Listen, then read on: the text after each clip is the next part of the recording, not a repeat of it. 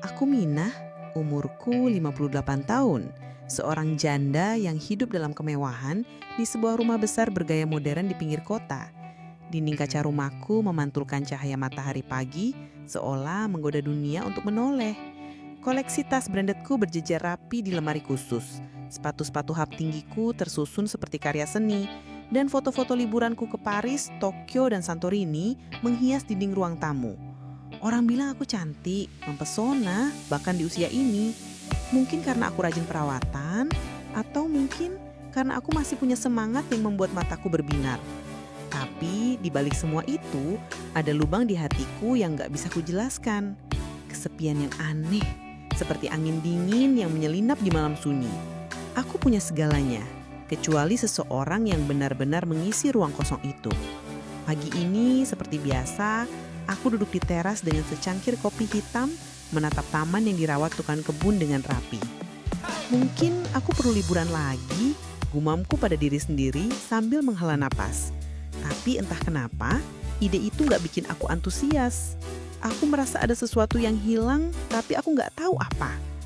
Hari itu, televisi besar di ruang tamuku tiba-tiba mati. Layar hitam, gak ada suara, cuma pantulan wajahku sendiri yang menatap balik.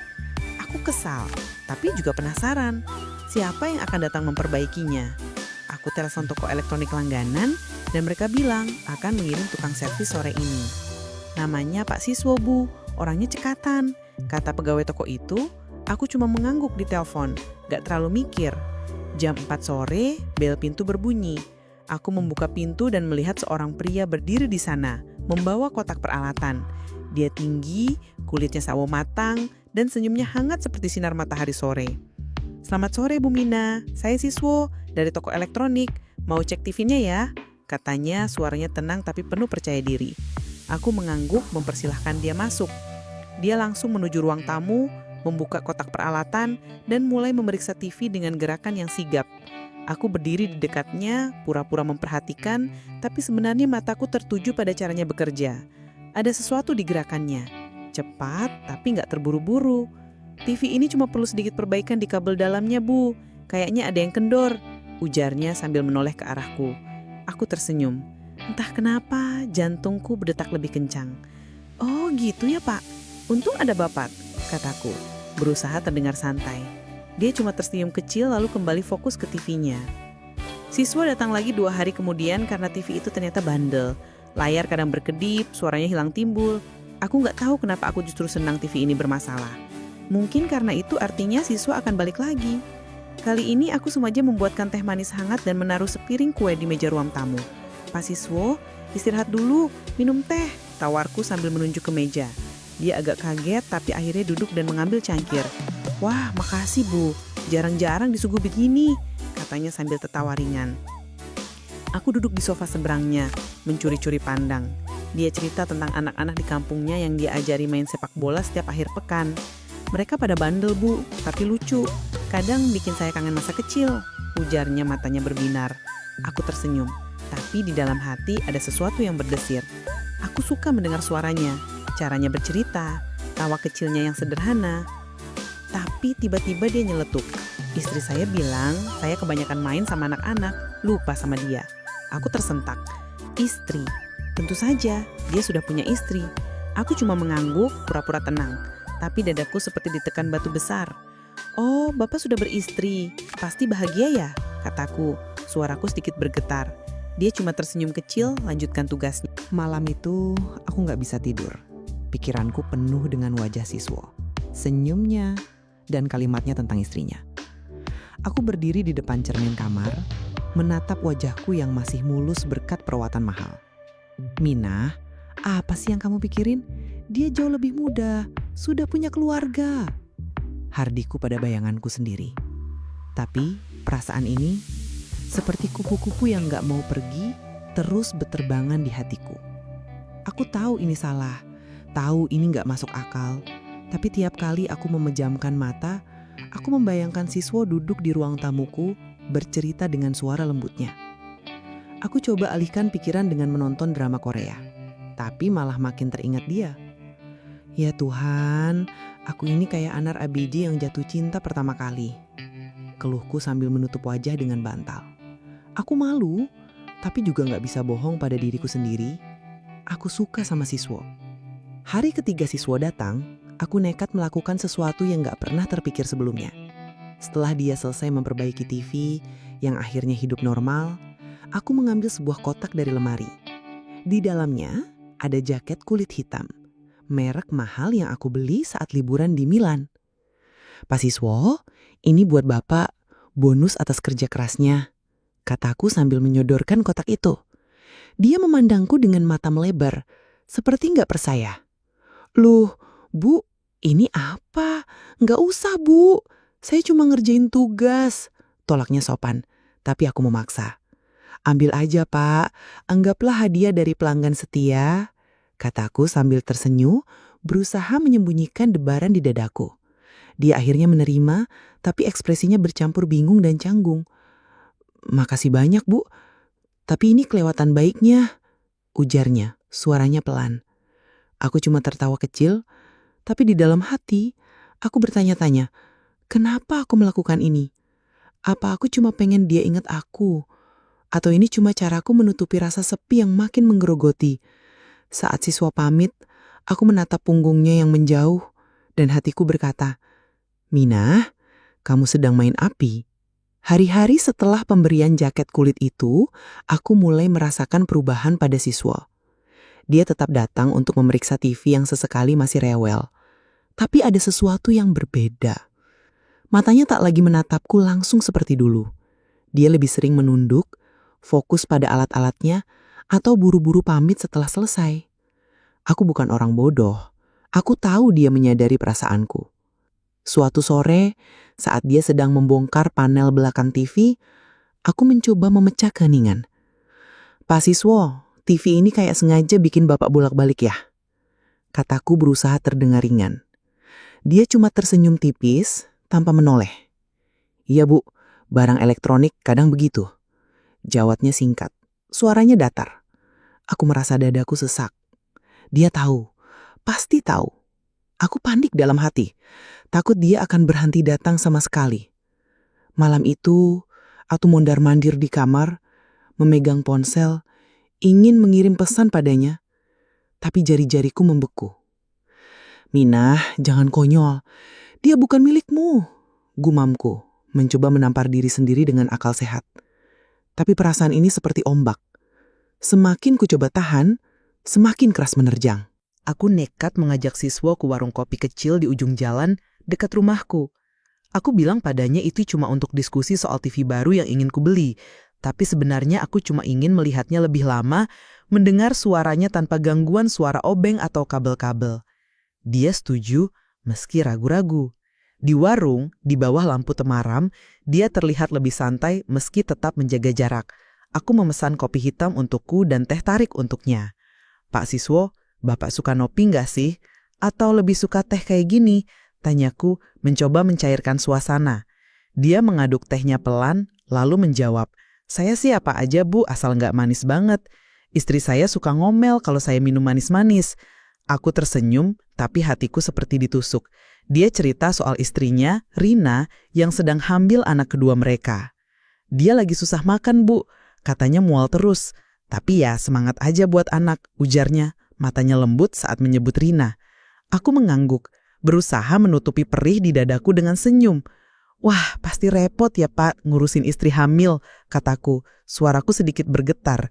Di dalam hati, aku menyanyi kecil, mencoba mengalihkan pikiran dari rasa cemburu yang menggerogoti. Aku tahu aku gak berhak, tapi perasaan ini seperti tamu tak diundang yang susah diusir. Pagi berikutnya, saat aku memeriksa kotak pos di depan rumah, aku menemukan sesuatu yang bikin bulu kuduku merinding. Sebuah amplop putih polos tanpa nama pengirim tergeletak di antara tagihan listrik dan brosur. Di dalamnya hanya selembar kertas dengan tulisan tangan rapi.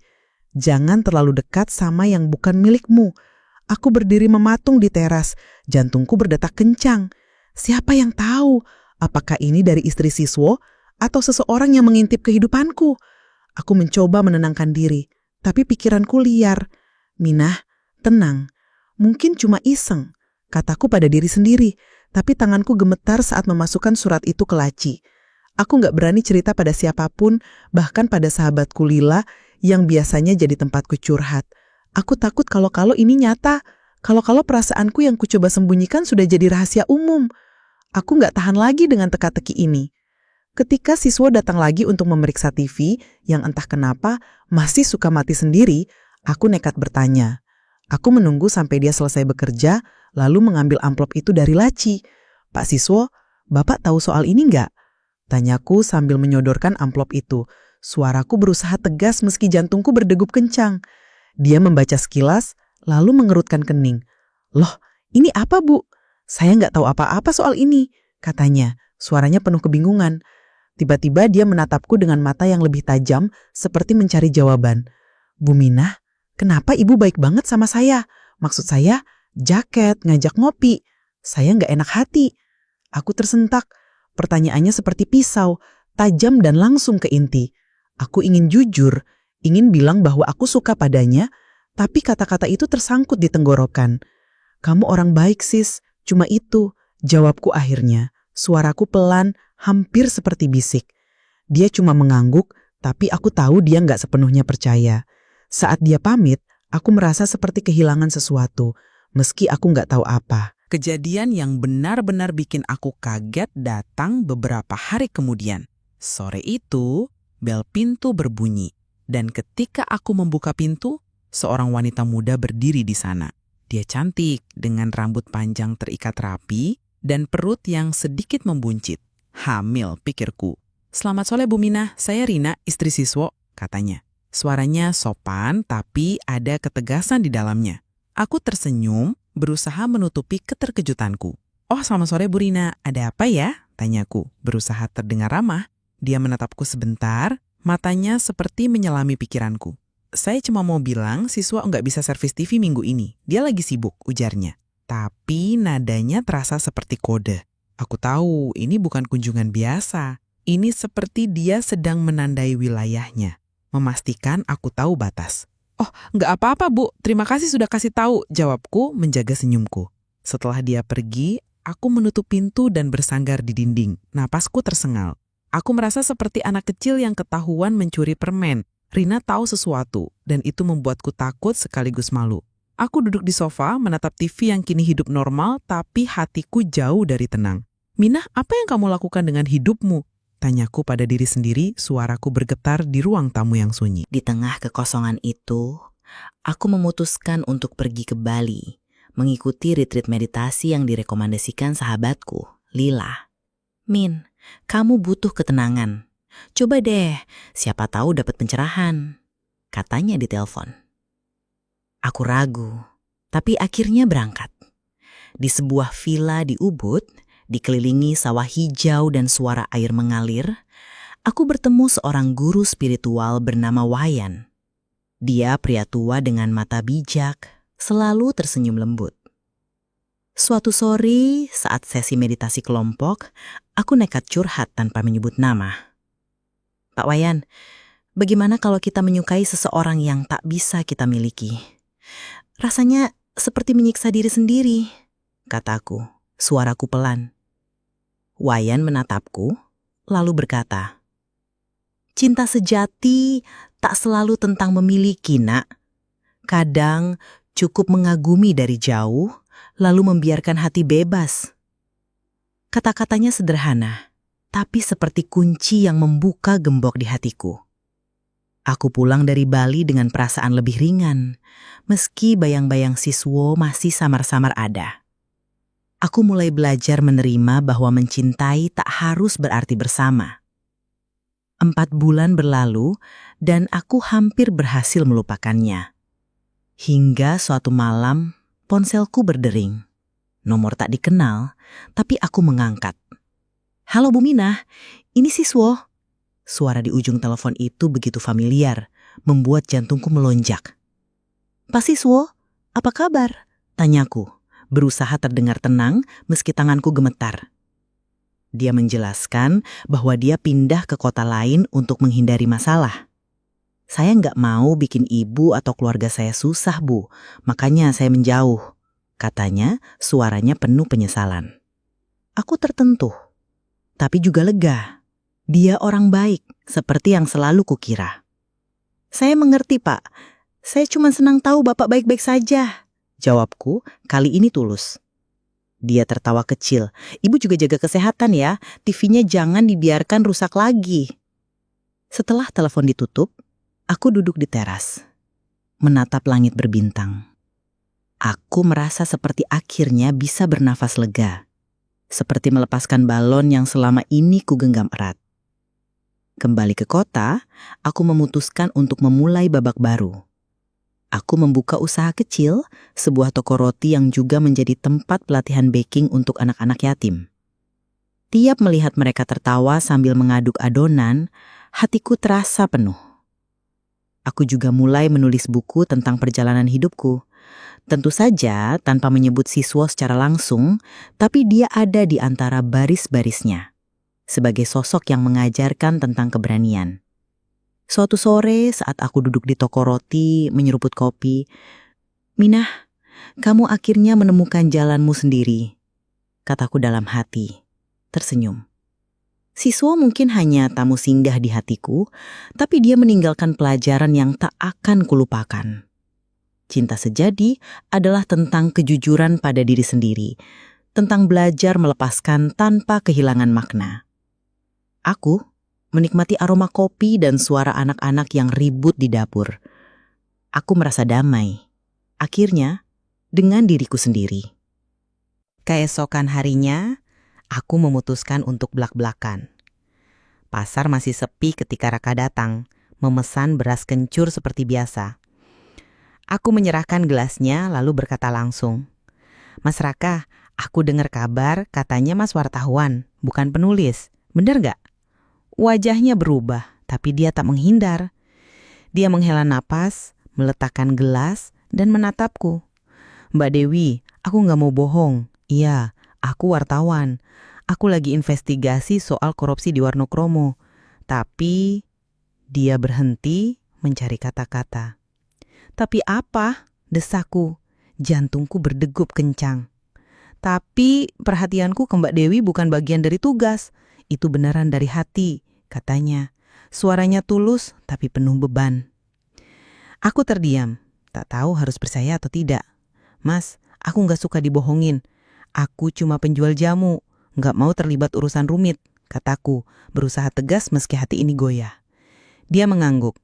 "Aku ngerti Mbak, maaf kalau bikin bingung.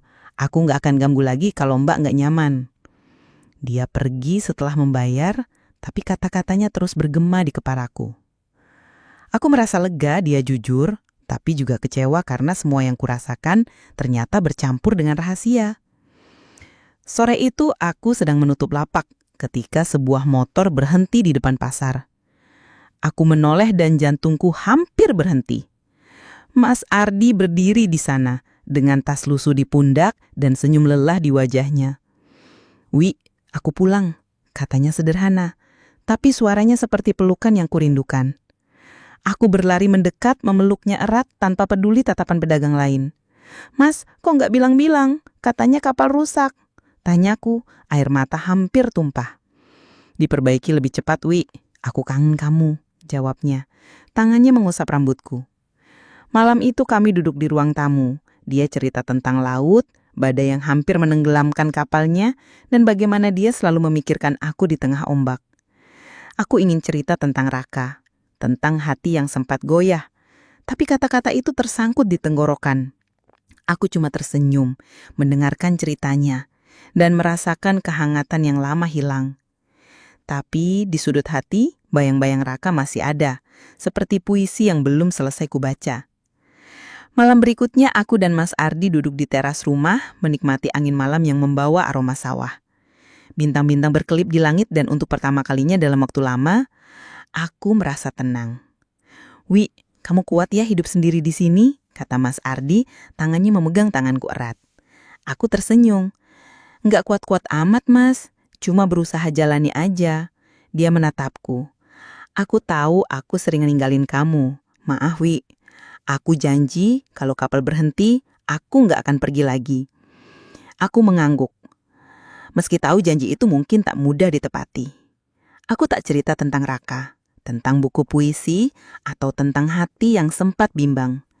Malam itu aku memilih untuk fokus pada Mas Ardi, pada rumah kecil ini, pada hidup yang sudah kujalani bertahun-tahun.